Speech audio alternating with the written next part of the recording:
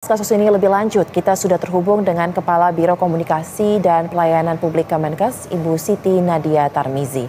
Selamat malam, Ibu Nadia. Selamat malam, Mbak Suna. Salam sehat.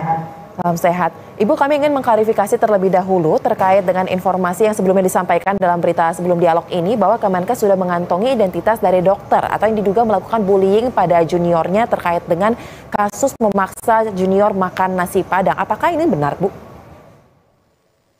Ya, jadi kita memang melakukan proses investigasi ya sejak informasi itu beredar di media sosial. Dan kemudian kita bisa mengetahui karena jelas ya bahwa disampaikan di media sosial itu kejadiannya adalah dilakukan di salah satu rumah sakit vertikal Kementerian Kesehatan, yaitu Rumah Sakit Karyadi. Oleh karena itu tim Ijen bergerak cepat dan kemudian melakukan investigasi terkait hal ini dengan tentunya mencari informasi kepada juniornya, kemudian mencari informasi kepada senior ataupun teman angkatannya, serta juga kepada KSM ataupun KPS dari yang bersangkutan.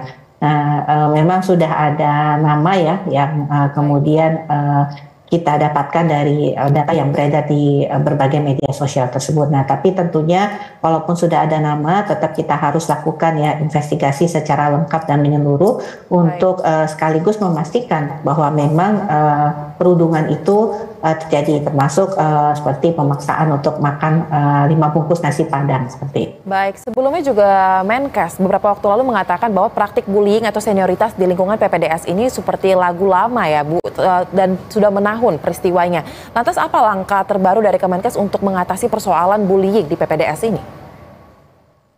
Ya, memang ini hal yang nggak mudah ya Mbak Sosa untuk kita berantas ya. Memang masalah perundungan ini hampir terjadi bukan hanya di bidang pendidikan dokter ya, tapi tentunya Kementerian Kesehatan dan Pak Menteri Kesehatan sendiri karena menerima begitu banyak informasi tentang adanya perundungan ya, terutama misalnya biaya ataupun pengeluaran di luar daripada kebutuhan pendidikan. Kemudian juga ada kegiatan-kegiatan di luar daripada pendidikan ya yang harus dilakukan oleh peserta pendidikan dokter spesialis, terutama mereka yang masih junior, ataupun juga bekerja di luar dari jam kerja yang sudah ditetapkan yang seharusnya mereka lakukan ya. Nah, tentunya beberapa hal-hal seperti ini tentu kita sudah berkomitmen ya, artinya Kementerian Kesehatan tidak ingin adanya proses-proses perundungan ini terjadi, terutama di mana proses perundungan itu terjadi di wahana pendidikan rumah sakit vertikal Kementerian Kesehatan, karena kemudian kan nanti yang akan terdengar seolah-olah fasilitas pelayanan kesehatan atau rumah sakit Kementerian Kesehatan itulah yang kemudian di mana perundungan itu terjadi.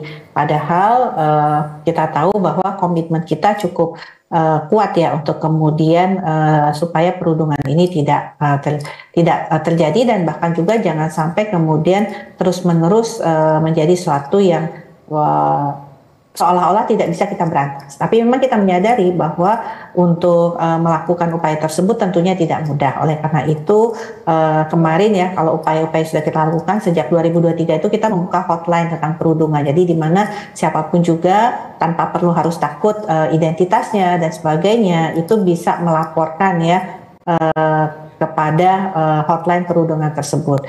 Yang kedua, bahwa aturan-aturan sudah kita keluarkan ya, dan sudah kita tegaskan juga di dalam aturan-aturan tersebut apa saja yang harus kita lakukan, ataupun juga tanggung jawab bagaimana direksi dan jajarannya untuk tetap memastikan jangan sampai perundungan ini terjadi. Baik, lalu Bu, kita akan update juga terkait dengan investigasi kasus dugaan bullying maut yang menimpa Dr. Risma di Undip Semarang. Apakah sudah ada indikasi bullying dalam kasus ini dan bagaimana update-nya? Karena kan terakhir tuh Menkes mengatakan ada tim dari Kementerian Kesehatan yang bertugas untuk menginvestigasi bersamaan dengan pihak kepolisian, dan untuk sementara PDS Anestesi Undip ini masih ditutup.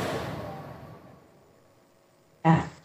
Jadi kita memang masih dalam proses investigasi ya, karena mungkin diketahui juga bahwa Kementerian Kesehatan pernah melakukan survei ya Mbak Sozaya di bulan Mei 2023 yang lalu, dan menemukan kurang lebih 75 daripada peserta yang PPDS ini mengalami gangguan jiwa berat dan berkeinginan untuk bunuh diri.